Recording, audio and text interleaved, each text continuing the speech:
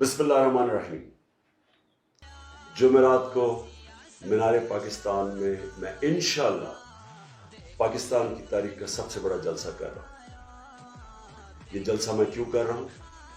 کیونکہ اسی جگہ کے اوپر 1940 میں قرارداد پاکستان پاس کی گئی تھی، جدھر کہ ہندوستان کے مسلمانوں نے فیصلہ کیا تھا کہ ہم ایک آزاد ملک میں رہنا چاہتے ہیں جس کا نام پاکستان تھا۔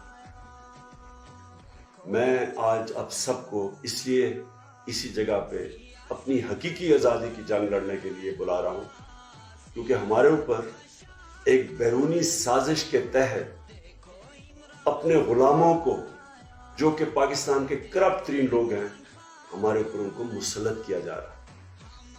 ہمارا ملک جب بنا تھا تو اس کا نعرہ تھا لا الہ الا اللہ، جس کا مطلب ہے کہ کوئی نہیں ہے خدا اللہ کے سوا، اس کے علاوہ ہم کسی کے سامنے نہیں جھکتے۔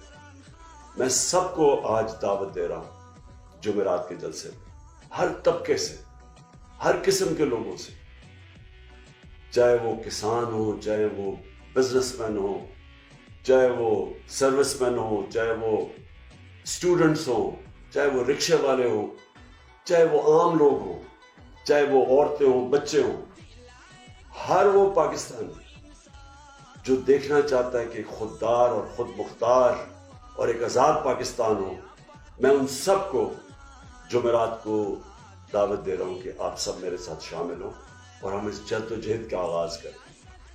پاکستان زندہ باد۔